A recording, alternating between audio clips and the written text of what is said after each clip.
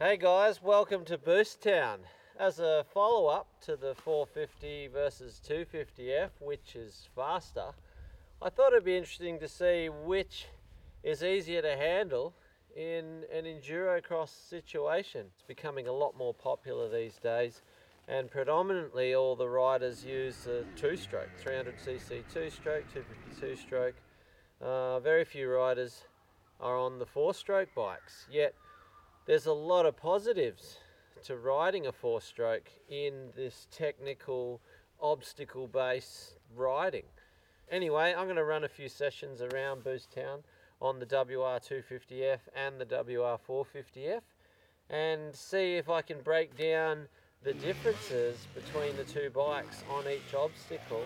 The logs are pretty greasy today, so I think I'm going to skip the log bridge for this segment. That will be the one that catches me out while the conditions are very slimy, can I say.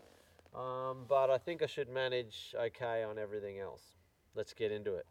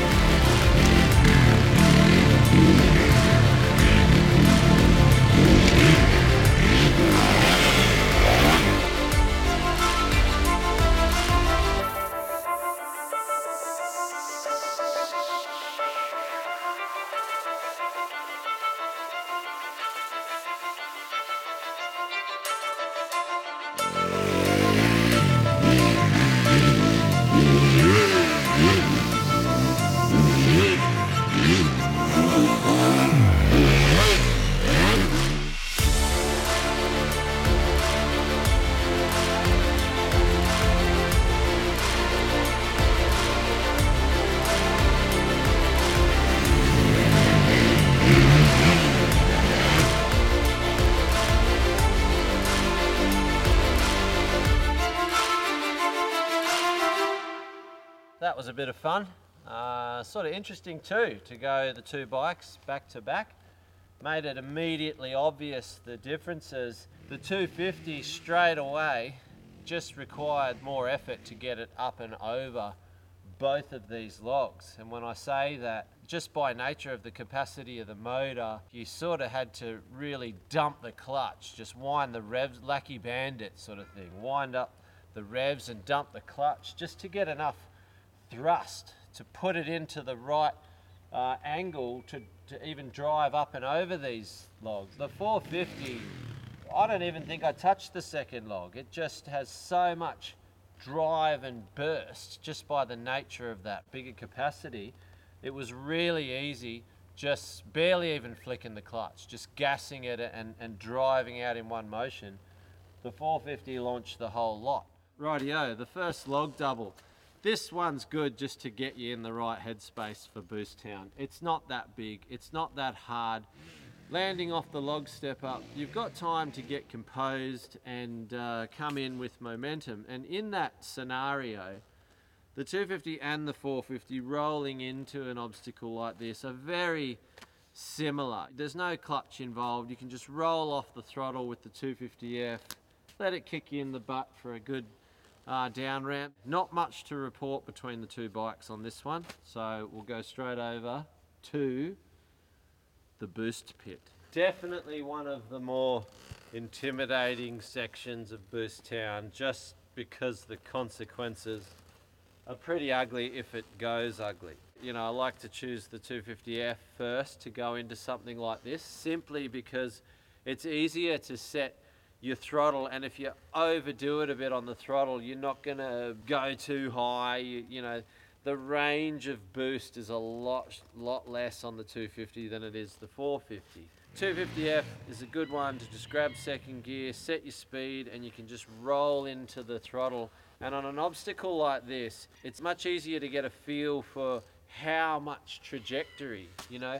You only really see what you're landing in after you've sent yourself into the air, and that's kind of the real skill, I guess, involved. Having said that, the 250F tracking into the rocks, there's less inertia there, so it's sort of more inclined to skip around a bit when you're trying to eye up the exit. Jumping on the 450, you sort of got to discipline yourself not to go too hard and just feel the speed out and not give too much throttle on the approach.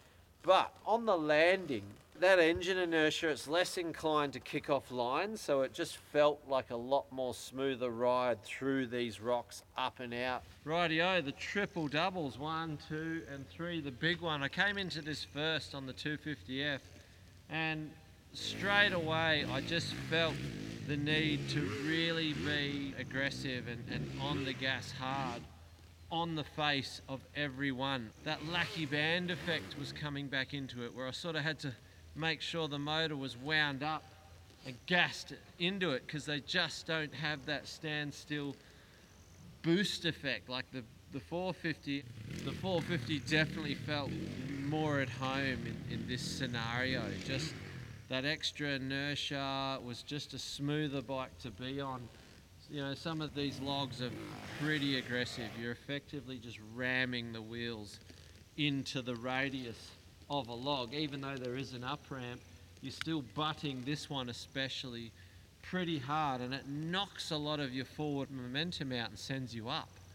So the only way to actually clear that distance, which isn't a great distance, is with height. That brings us to the log wall. This is a beast of a thing and the most intimidating obstacle at Boost Town. I never get used to it. I never get used to a lot of the track actually. It's purely for video. I have to muster the confidence every time, so I always start from the very beginning and work my way through, and then by the time I've hit all that stuff, I'm as prepared as I'm going to be to hit the log wall. And WR250F wins this hands down, because I didn't even have the balls to hit it on the 450. Just mentally, the 250F feels like a much more lighter, less intimidating motorcycle, especially if it's falling back out of the sky down on you and you get this wrong. But in all, the 4-stroke motor in this extreme enduro cross situation really has a lot of advantages in stability, in tractability, just execution. The key to it all is good suspension. Goes without saying, those WRs have got great suspension. Pretty safely got through all of this stuff today thanks to that. Don't forget to subscribe to my channel, Riemann1. Hit the notification bell so you'll be notified whenever we upload, and yeah, punch a few comments into the comments section about what other videos you'd like to see, or if you'd like to see other obstacles put in at Boost Town, or other riders come here, or other bikes, or write whatever you want.